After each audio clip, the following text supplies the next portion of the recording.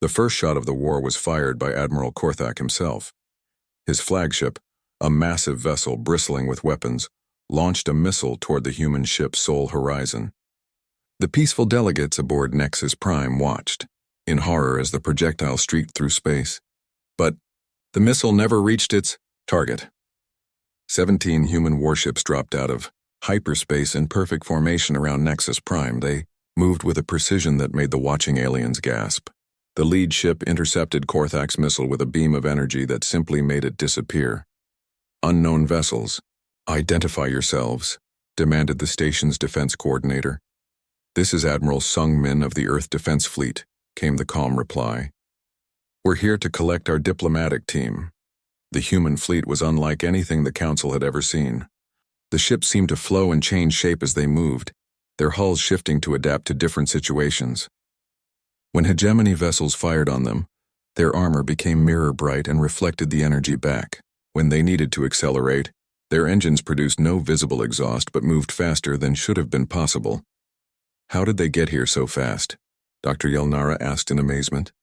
"Earth is months away, even with the fastest hyperspace travel." "They didn't come from Earth," Hyojin said, studying her instruments. "These ships were already hiding in nearby star systems, watching everything that happened here." Admiral Korthak's fleet moved to attack the humans, confident that 17 ships could not stand against his force of over 100 vessels. He was wrong. The human ships fought like nothing the galaxy had ever seen. They didn't form traditional battle lines or use standard tactics. Instead, they moved like a school of fish, each ship anticipating what the others would do. When one ship was damaged, the others instantly covered it. When they attacked, they struck from impossible angles using weapons that seemed to bend the laws of physics. Most shocking of all, they didn't fight to destroy their enemies. Their weapons disabled ships without killing crews. Their tactics focused on ending the battle quickly with minimal casualties. "They're holding back," Ji-hoon observed as he watched the space battle from Nexus Prime's observation deck. "They could destroy the entire hegemony fleet if they wanted to. Why don't they?" asked Vextar, who had joined the humans to watch the fighting. "Because that's not how humans fight when we have a choice. We prefer to win without killing if possible." Within 2 hours, the entire hegemony fleet was disabled. Their ships floated powerless in space, crews unharmed but unable to continue fighting. It was the most decisive military victory in galactic history, achieved with 0 deaths. "Attention all vessels," Admiral Sungmin broadcast. "Please stand down your weapons. The President of Earth wishes to address the Galactic Council." The main screen in Nexus Prime's Great Hall flickered to life, showing a middle-aged human woman sitting in what appeared to be an office on Earth. President Yujin looked tired but determined. "Honorable members of the Galactic Council," she began, "I apologize for this dramatic entrance. However, recent events forced us to reveal our true capabilities. You've been spying on us," accused General Thexmore. "We've been watching you," President Yujin corrected. "When our ship first detected your communications 6 months ago, we faced a difficult choice. We could hide from you and hope you never found us, or we could make contact and see if we could be friends. You chose to spy on us instead," Korthak said angrily from his disabled flagship. "We chose to learn about you before revealing ourselves. Your technology told us you were advanced. Your communications told us you were organized. But we needed to understand your intentions before we risked our entire species on first contact." Vextar leaned forward in his chair. "What did you learn?" President Yujin's expression became serious. "We learned that you've built something remarkable, a galactic civilization that has maintained peace for 3,000 years. We also learned that this peace is more fragile than you realize." "What do you mean?" asked Sage Arantel. "Your council works well when everyone agrees, but you have no good way to handle serious disagreements. The military species have been building power, while the peaceful species have been avoiding conflict. Eventually, this would have led to civil war with or without our arrival." Dr. Yelnara nodded slowly. "She's right. We've maintained peace by avoiding difficult decisions, not by solving fundamental problems." "So what do you propose?" Vextar asked. President Yujin smiled for the first time. "We propose a partnership. Not the kind where humans join the council as junior members learning from their betters. A real partnership where we contribute our unique abilities to help solve problems that the council has struggled with." "What kind of problems?" demanded Counselor Thexmore. Dr. Wu Hyun will explain, the president said. The screen switched to show a human scientist standing in what appeared to be a laboratory. Behind him, complex equations covered several walls. For the past century, you've been losing star systems to something you call the Void Plague, Dr. Wu Hyun began. It's a phenomenon that causes entire solar systems to simply disappear from normal space-time. We've tried everything, Zephyron said desperately. Our best scientists have worked for decades with no progress. That's because you've been approaching it wrong, Dr. Wu Hyun explained. You've been trying to stop the plague by understanding what it is. We figured out how to stop it by understanding what it isn't. He gestured to the equations behind him. The Void Plague happens when space-time develops something like an infection. Normal matter and energy get caught in a feedback loop that eventually consumes entire star systems. But we've discovered that this loop can be broken using controlled quantum uncertainty. What does that mean? Asked Dr. Yelnara. We convince reality that the infected area never existed in the first place. The universe then heals itself by returning everything to normal space-time. You can cure the Void Plague? Zephyron asked in amazement. We already have. The testing was successful 3 days ago. We can save any system that's been infected within the last 50 years. The council chamber erupted in excited voices. The Void Plague had been their greatest unsolved mystery, a growing threat that consumed entire civilizations. If the humans could really stop it? Why are you sharing this with us? Vextar asked when the noise died down. President Eugene returned to the screen. Because we believe the galaxy is better when everyone works together. Humans are good at solving certain kinds of problems, but we're not perfect. We need partners who can help us with the things we're not good at, such as patience, long-term planning, peaceful cooperation. Your species have had thousands of years to perfect these skills. We've spent our history learning to survive crises and solve immediate problems. Sage Arantel stood slowly. You're proposing that our different approaches to problem-solving complement each other. Exactly. When the galaxy faces a crisis that requires quick thinking and unconventional solutions, you call us. When complex problems require careful planning and diplomatic solutions, we learn from you. And in return, asked Vextar, we want to be partners, not subjects or masters. We want full participation in galactic civilization, with all the rights and responsibilities that entails. Admiral Korthak, speaking from his disabled ship, was not convinced. How do we know you won't use your military superiority to conquer us? President Eugene's expression became very serious. Because conquest is the one thing humans have learned doesn't work. Our history is full of empires that tried to rule through force. They all fell eventually. Real strength comes from cooperation, not domination. You could be lying, Korthak persisted. We could be, she admitted. But consider this. We revealed our capabilities by saving Nexus Prime from civil war, not by attacking it.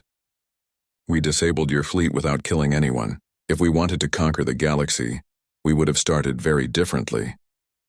Vextar looked around the council chamber at the representatives of 847 species. For the first time in days, the room was quiet. The crisis had forced everyone to confront fundamental questions about what kind of galaxy they wanted to live in. What exactly are you proposing? He asked.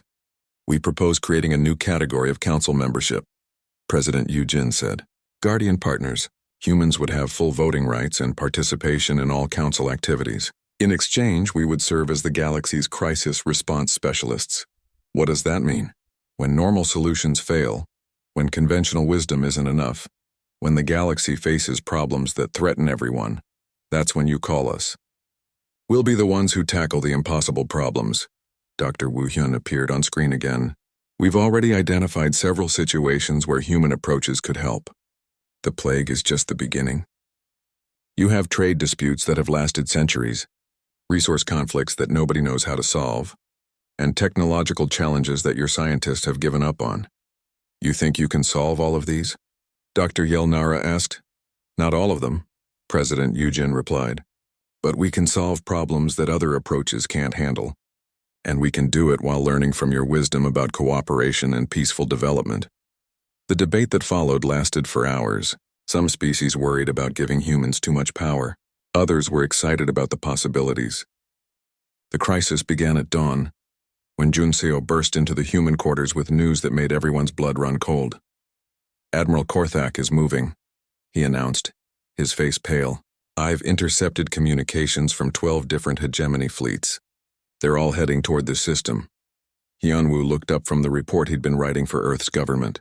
How long until they arrive? The nearest fleet will be here in 18 hours. The others will arrive over the next 3 days. Yoonji stopped studying her alien biology samples. What exactly are they planning? Junseo's hands shook as he played back the decoded messages. Korthak's voice filled the room, speaking in the harsh military language of the hegemony. The humans represent the greatest military opportunity in galactic history. Their aggressive nature and advanced technology make them perfect weapons. If we can recruit them, we'll have the power to finally reshape the galaxy according to our vision. And if we refuse? Jihoon asked quietly. Another message played. If the humans cannot be turned to our cause, they must be eliminated. We cannot allow such a dangerous species to fall into the hands of our enemies. The room fell silent. In less than a day, humanity's first contact with galactic civilization had become a fight for survival. Hyunwoo activated his communication device. We need to inform Chairman Vextar immediately. But when they tried to contact the council leadership, they discovered something disturbing. Nexus Prime was in chaos. The news of approaching hegemony fleets had triggered panic among the peaceful species, while military-minded species were choosing sides. The council is splitting apart, Hyojin reported after analyzing the communication traffic. Roughly 30% support giving us immediate full membership. Another 30% want us quarantined or expelled. The remaining 40% are undecided, but they're being pressured by both sides. What about the hegemony supporters?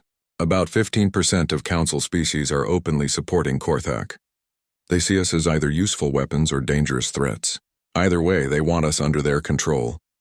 Through the windows of their quarters, the humans could see increased activity around Nexus Prime. Council ships were taking defensive positions, while others were clearly preparing to leave. The station that had been a symbol of galactic unity for 3,000 years was becoming a powder keg. Vextar arrived at the human quarters looking exhausted. The usually calm chairman appeared to have aged years in just days. I'm sorry, he said without any greeting. We've failed to protect you.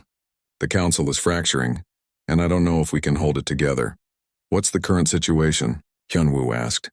General Thexmore's faction wants you placed in protective custody until we can properly evaluate the threat you represent. Admiral Korthak's people are demanding we turn you over to them for military alliance discussions. The peaceful species are split between wanting to help you and being terrified of getting caught in a war. Yoonji looked out at the ships gathering around the station. How many different fleets are out there now? 17, Vextar said heavily. More arriving every hour. Some are here to protect the station, others to protect you, and others— He didn't finish the sentence. Others to attack us, Jihoon completed. Vextar nodded sadly. I've never seen the council this divided.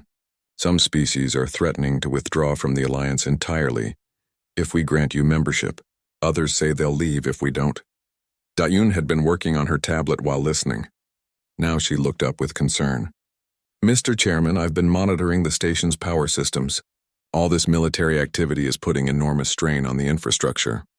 If this keeps up, critical systems will start failing. How long do we have? Maybe 72 hours before life support starts having problems. The station wasn't designed to support this many ships and this much activity. This news made the situation even worse. Not only was the council facing political collapse, but Nexus Prime itself might become uninhabitable. That afternoon, Sage Arentel requested a private meeting with the human delegation. The ancient philosopher rarely spoke in council sessions, but when he did, everyone listened. I have lived for over 2,000 years, he told them in his wavering voice. I have seen the council grow from a small alliance of 5 species to the galactic government it is today. But I have never seen anything like what is happening now. We never wanted to cause this kind of trouble, Hyunwoo said. I know. That's what makes this so tragic. You came here seeking friendship and cooperation. Instead, you've revealed fractures in our civilization that have been hidden for centuries. What do you mean? Yoonji asked. Arentel's old eyes looked tired. The council has maintained peace by avoiding difficult decisions. We've grown comfortable and set in our ways. The military species like the hegemony have been building their strength, waiting for the right moment to challenge the peaceful majority. Your arrival has given them that moment. So this is our fault? No, Arentel said firmly. This was always going to happen eventually. You've simply forced us to confront problems we've been ignoring for too long." As if to prove his point, alarms began blaring throughout the station. Emergency lights flashed red as the computer announced, "Multiple fleet movements detected. Unknown vessels approaching from hyperspace." Through the great windows they watched as space around Nexus Prime filled with warships. The sleek vessels of the hegemony faced off against the more defensive ships of the peaceful alliance. Between them, neutral species tried to maintain order while protecting their own interests. "This is about to become a shooting war," Ji-hoon observed, his military training showing as he analyzed the ship positions. "Not yet," Hee-jin said, studying her tactical displays. "They're still positioning for advantage. But if someone makes the wrong move," her prediction proved accurate. Within hours, the first shots were fired, not at the human ship but between council members themselves. A hegemony patrol ship fired on a peaceful trade vessel that refused to leave the area. The trade vessel's escort returned fire. "Council vessels are fighting each other," came the shocked report from Nexus Prime's control center. "The alliance is falling apart." In desperation, the human delegation made an unprecedented decision. "We're going to offer to leave," Hyunwoo announced to his team. "What?" Taeyoon asked in shock. "Think about it. We came here hoping to join galactic civilization, but our presence is destroying it. Maybe the right thing to do is withdraw." "That's essentially giving in to the extremists," Ji-hoon pointed out. "Better than letting innocent people die in a war that's about us." They requested an emergency meeting with the full council. As the Great Hall filled with representatives from species that had been allies for centuries, the tension was almost unbearable.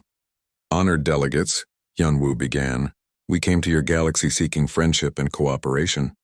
Instead, we've brought division and conflict.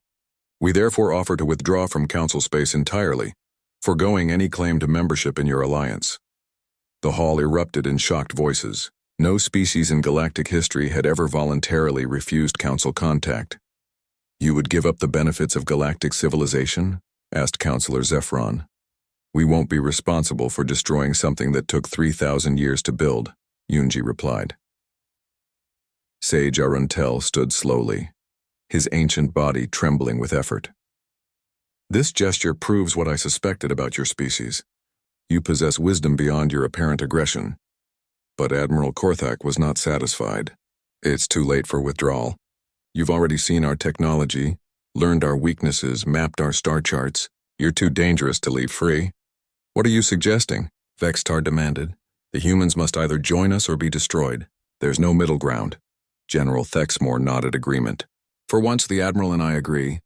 The humans cannot be allowed to return to their space with knowledge of our capabilities." "You're talking about attacking a peaceful delegation," Sage Arentel said in horror.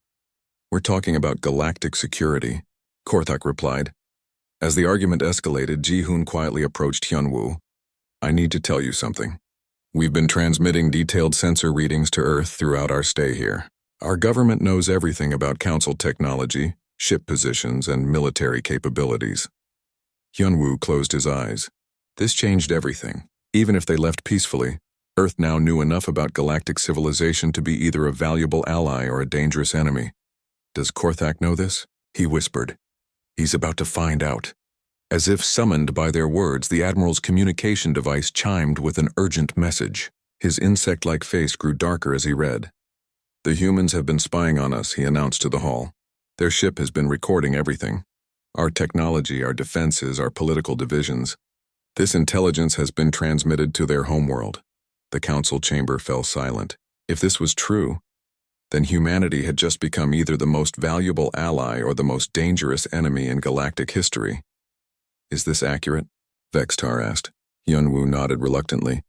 "Standard procedure for first contact missions. Our government needed to know what we were dealing with." "Then withdrawal is no longer possible," Korthak declared. "The humans know too much to be allowed to leave freely." Vextar sat in his private office, reading the most disturbing report he had received in centuries. Minho, a human historian, had given the council complete records of Earth's history. What Vextar found in those records made him question everything he thought he knew about civilization. The document on his desk described something called World War II. In just 6 years, humans had killed over 70 million of their own species. They had built weapons that could destroy entire cities in seconds. They had created machines of war that surpassed anything most galactic species had ever imagined. And this was just one of hundreds of wars in human history. Dr. Yelnara, Vextar called into his communication device. Please come to my office immediately. When the Council's expert on alien psychology arrived, she found Vextar staring out his window at the stars. Have you read the human historical records? He asked without turning around. Yes, she said quietly. All of them. How is it possible? How did they survive as a species? Dr. Yelnara moved to stand beside him. That's exactly why they're so dangerous, Chairman. They didn't just survive their violent history. They grew stronger because of it. Vextar turned to face her. Explain. Most species evolve on peaceful worlds. When they face problems, they have time to think and plan. They develop technology slowly and carefully. But humans evolved on a world full of dangers. Storms, earthquakes, diseases, and predators. Then they created even more dangers by fighting each other. So they learned to adapt quickly. More than that, they learned to see every problem as something that could kill them if they didn't solve it fast enough. This made them incredibly good at finding solutions under pressure. A chime sounded from Vextar's communication device. Chairman, we have an emergency in Engineering Bay 7. Vextar and Dr. Yelnara rushed to the engineering section of the station. When they arrived, they found a crowd of alien engineers standing around Daun, the human engineer. She was working on a massive machine that controlled part of the station's power grid. What's happening here? Vextar demanded. Chief Engineer Gultar, a six-armed being from the industrial Mechani species, looked embarrassed. Sir, the primary power converter failed.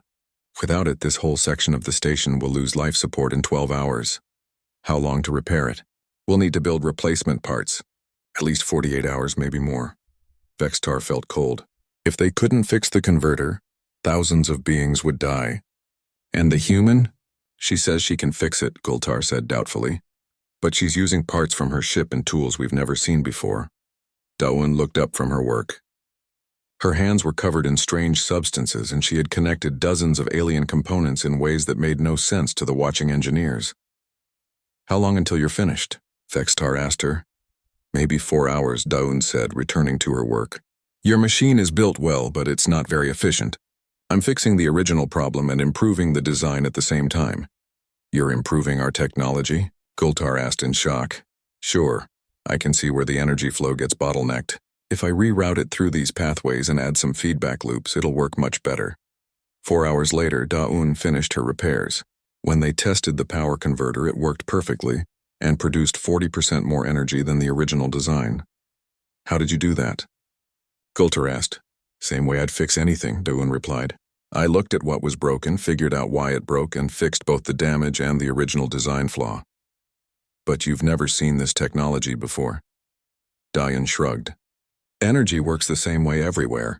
Machines are just ways to control energy. If you understand energy, you can work with any machine.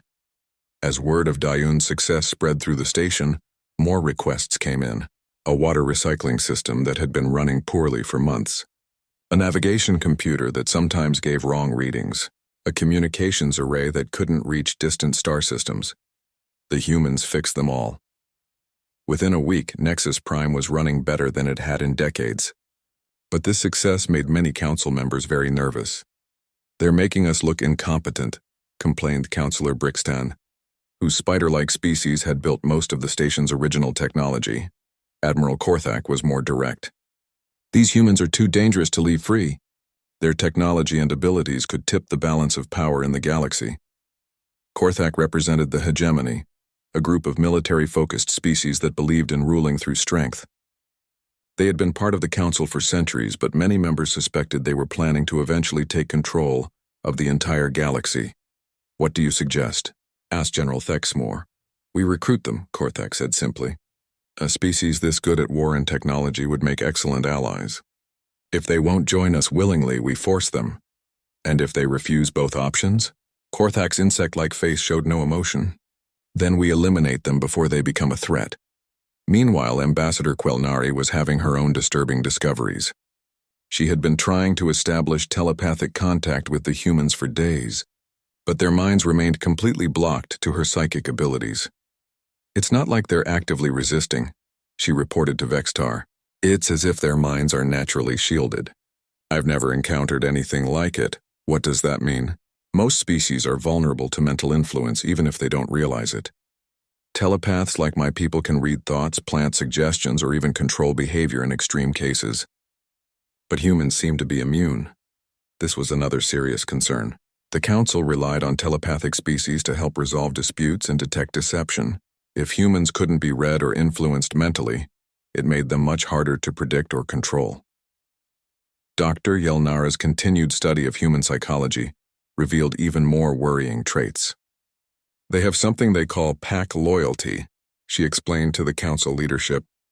When they form groups, they become willing to sacrifice themselves for the good of the group. Many species have social bonds, Zephyron pointed out. Not like this. Most species will cooperate when it benefits them personally. Humans will die for their group even when they get no personal benefit. It makes them incredibly dangerous in combat. How so? Imagine fighting an enemy where every individual is willing to die to protect the others, where they'll throw themselves into hopeless battles if it gives their friends a better chance to survive. Most species retreat when the odds are bad. Humans attack. As if to prove her point, news arrived that made everyone even more nervous. Jun Seo, the human communications specialist, had been quietly monitoring all radio traffic around Nexus Prime. He had detected and decoded secret messages that Admiral Korthak thought were completely secure. You've been reading our classified communications? Korthak demanded when confronted. Your encryption is pretty basic, Jun Seo said politely. We use much more complex codes on Earth. I wasn't trying to spy. Your messages were just so easy to decode that I did it automatically. What did you learn? Jun Seo's face became serious. You're planning to either recruit us by force or attack our ship. You've been talking to other military species about forming an alliance against the peaceful council members. The room went silent. Korthak had been planning these moves in secret for months. The fact that a human had discovered everything in just a few days was terrifying. What do you intend to do with this information? Vextar asked. We're hoping we won't have to do anything, Jun Seo replied. We came here looking for friends, not enemies. But we're not stupid. We know some people here see us as a threat. Hyojin, the human tactical analyst, stepped forward. Based on political patterns, communication traffic, and fleet movements, we estimate there's a 68% chance of armed conflict breaking out in this system within the next 10 days. You've been analyzing our entire civilization? Dr. Yelnara asked. It's what we do, Hyojin said simply. When humans enter a new situation, we automatically look for threats and opportunities. It's how we've survived this long. That evening, Vextar called an emergency session of the full council. Representatives from all 847 member species gathered in the Great Hall to discuss the human situation. We face an unprecedented decision, Vextar announced.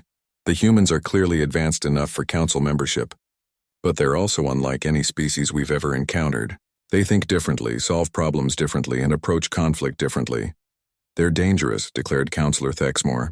Their history proves they're a violent species that could destabilize our entire civilization. They're also incredibly useful, pointed out Sage Arantel, speaking for the first time in decades. The ancient philosopher's words carried great weight with many council members. In 1 week, they've solved problems that we struggled with for years. The question, Vextar continued, is whether we can safely integrate them into galactic civilization, or whether their presence poses too great a risk. As the debate raged through the night, none of the council members knew that their discussion was being broadcast across the galaxy. Soon, every major power would know about humanity and would be making their own plans. The peaceful age of galactic civilization was ending. What would replace it depended on the choice the council made about these strange, dangerous, brilliant beings called humans. The next morning, Vextar stood in the council's main testing center, watching the humans prepare for their evaluation. Every new species that wanted to join the council had to pass these tests. They measured how smart a species was, how good their technology was, and how well they could work with others. The tests usually took months to complete. Most new species struggled with the advanced science and complex problems. Some took years to pass everything. Are you ready to begin? Asked Councillor Zephyron. The ancient crystal being had been giving these tests for over 1,000 years. His glowing body cast rainbow lights on the walls around him. We're ready, said So Young, a human female who had joined the group that morning. She was young but spoke with great confidence about science that made even the council's experts confused. The first test was about space technology. The council showed the humans a broken faster-than-light engine and asked them to explain how it worked. Most species would study it for weeks, slowly figuring out each part. The humans looked at it for about an hour. "This is interesting," So Young said. "You fold space by creating gravity fields here and here." She pointed to different parts of the engine. "But you're wasting a lot of energy. If you change this part and add a feedback loop here, it would work much better." Zephron's crystal body flashed with surprise. "How do you know that? You've never seen this technology before." "No, but energy always flows in certain patterns," So Young explained. "If you watch how it moves, you can see where the problems are. It's like fixing a river that's blocked. You find where the water wants to go and help it get there." The council's scientists spent the rest of the day checking her suggestions. Not only was she right, but her improvements would make their engines work 30% better. "How does your own faster-than-light travel work?" Dr. Yelnara asked. So Young smiled. "We don't fold space. We convince reality that our ship is already where we want to go. Then the universe fixes itself to make it true." The room went silent. This was not how space travel was supposed to work. The mathematics she showed them used number systems that no other species had ever thought of. The second test was about solving social problems. The council had a real dispute between two species that had been fighting for 50 years. The Karathi and the Villani both claimed the same star system, and no one could find a solution that made both sides happy. Tae Min, a human who studied different cultures, listened to both sides argue for about 2 hours. Then he asked a simple question. "What do you actually need from this star system?" The Karathi representative, a tall blue being with extra arms, said, "We need the rare metals from the asteroid belt." The Villani delegate, who looked like a walking tree, said, "We need the planets to grow food for our people." "So the Karathi want the asteroids and the Villani want the planets?" Taemin asked. "Why are you fighting?" "You want different things."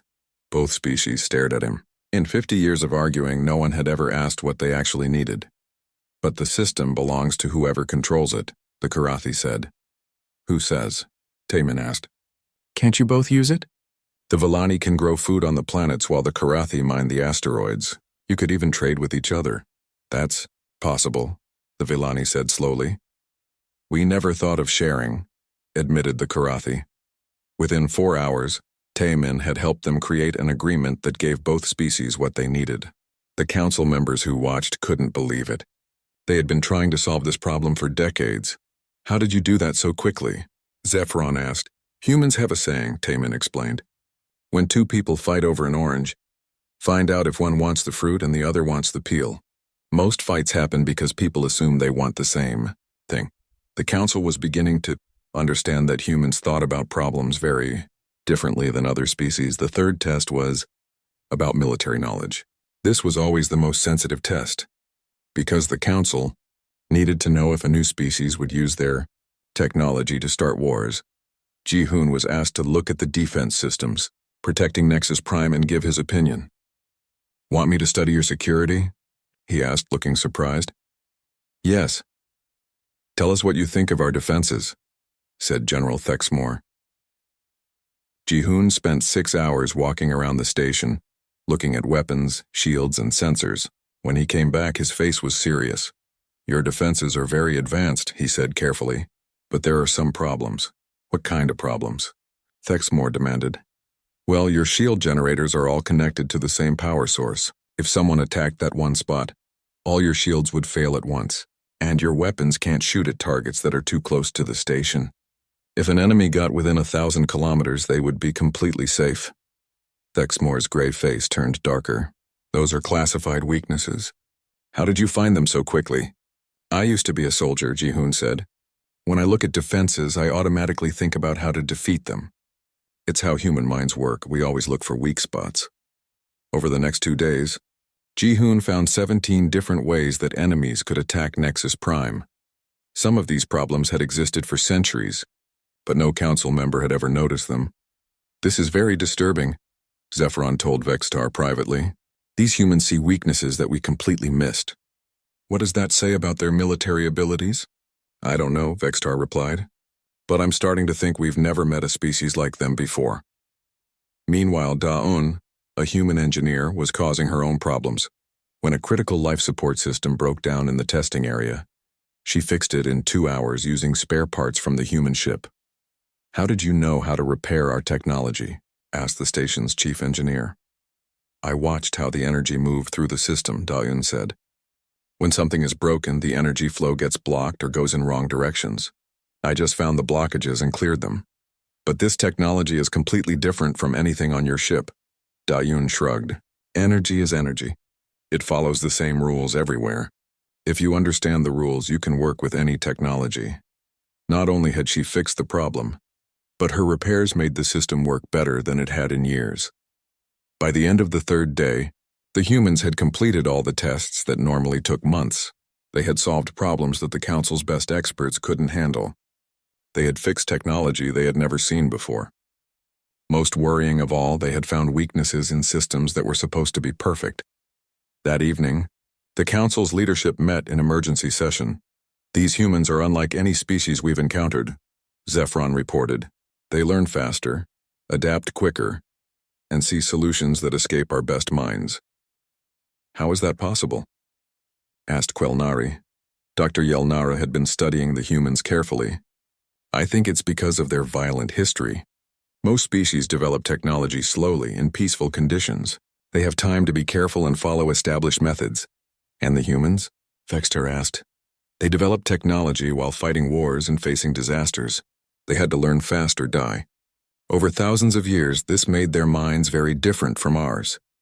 They're always looking for quick solutions to dangerous problems." "Is that good or bad?" Quelnari wondered. "Both," Dr. Yelnara said.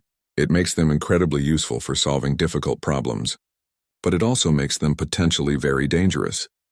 General Thexmore had been quiet during the meeting. Now he spoke up. "We need to decide what to do with them. We can't treat them like a normal new species. They're too advanced and too different." "What are our options?" Vextar asked. "We could give them immediate full membership," Zephron suggested. "They've certainly proven they're advanced enough." "Or we could reject them completely," Thexmore said. "Keep them away from council space until we understand them better." "There's a third option," Dr. Yelnara said quietly. "We could try to control them. Give them limited membership with strict rules." Vextar looked around the room at his fellow council members. Each option had serious risks. Give the humans too much freedom, and they might disrupt the careful balance of galactic civilization. Reject them, and they might become enemies. Try to control them, and they might rebel.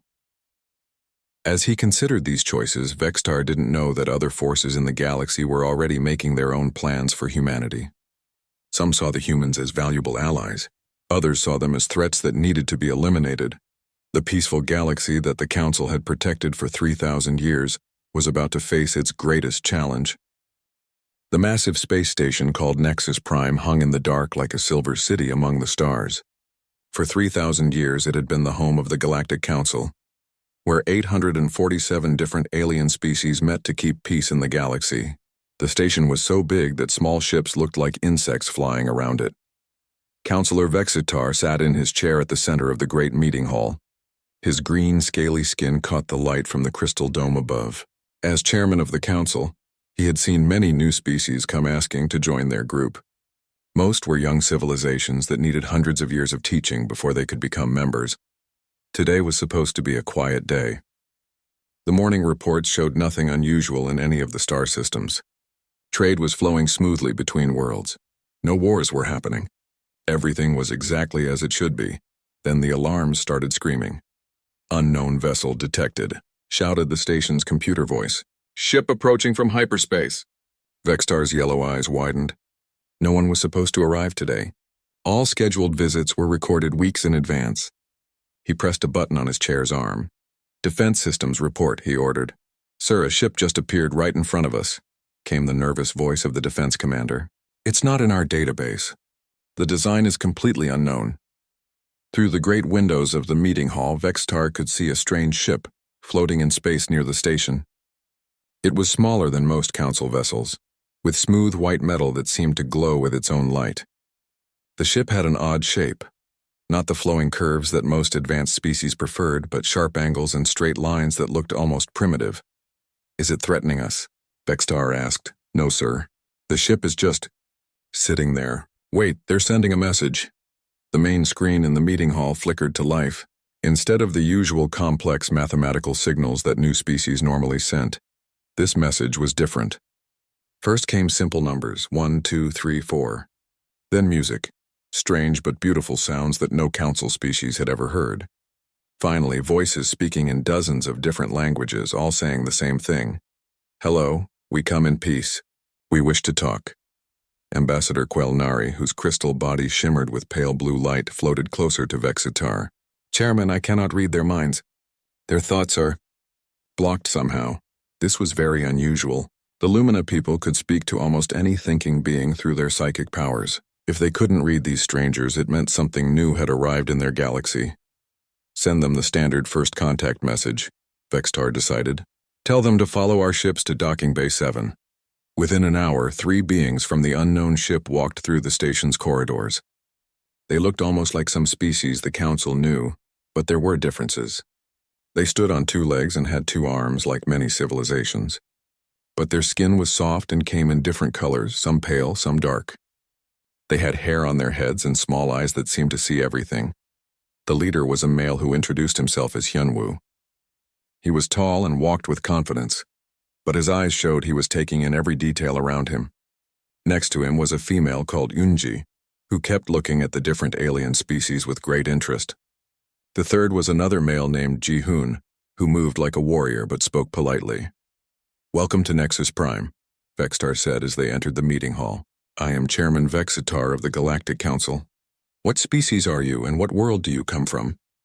We are humans, Hyunwoo replied. We come from a planet called Earth in what you might know as the Sol system. Vextar checked his memory. The Sol system was far from Council space, in a region they had marked as having only primitive life. According to our records, your star system contains no advanced civilizations. Yunji smiled. Your records are a little old. We've been watching your ships pass through nearby systems for about 50 years. We finally built ships that could reach you. This was shocking news. Most species took thousands of years to develop faster than light travel after the Council first spotted them. These humans claim to have done it in just 50 years. How did you build ships that can travel between stars? Asked Dr. Yelnara, the Council's expert on new species. We had a problem to solve, Ji-hoon said simply. Our planet was getting crowded, and we needed to find new places to live. So we figured out how to build ships that could take us to other stars. The Council members looked at each other. Most species develop space travel slowly over many centuries. They did it because they were curious about the universe, not because they had problems that forced them to act quickly. What kind of problems? Vextar asked. Hyunwoo thought for a moment. Well, we had wars, diseases, natural disasters, not enough food for everyone. Things like that. We learned that if we didn't solve our problems fast, people died, so we got good at finding solutions quickly. This made the Council very uncomfortable. War was almost unknown in their part of the galaxy. Most species had peaceful histories and developed technology slowly through careful research. The idea of learning through conflict was strange and disturbing. Show us your ship's technology, demanded Counselor Thexmore, a large being with gray skin and 4 arms. We need to understand how advanced you really are. Of course, Yunji said. But I should warn you, our technology might seem weird compared to yours. We had to invent everything ourselves, so we probably do things differently. Over the next few hours, the humans shared basic information about their ship and technology. What they revealed made the Council increasingly worried. The humans had solved the problem of faster-than-light travel using completely different science than any known species. Their ship could create its own gravity, had shields that could stop almost any attack, and computers that thought in ways no Council technology could match. Most disturbing of all, they had developed all of this in only 150 years after learning to fly. As the day ended and the humans were given rooms to stay in, Vextar called an emergency meeting of the Council's inner circle. What do you think of these humans? He asked. They're dangerous, Thexmore said immediately. Any species that develops this fast through war and conflict can't be trusted. But they came here peacefully, pointed out Quelnari. They could have hidden from us, but they chose to make contact. That might make them even more dangerous, Dr. Yelnara said quietly. They're confident enough to reveal themselves because they don't fear us. Vexitar looked out at the stars through the great window. In 3,000 years of leading the council, he had never faced a situation like this. These humans were too advanced to be treated like a primitive species, but too unknown to be trusted with full membership. The question was, what should the council do with a species that had broken all the rules of how civilizations were supposed to develop? The answer to that question would change the galaxy forever.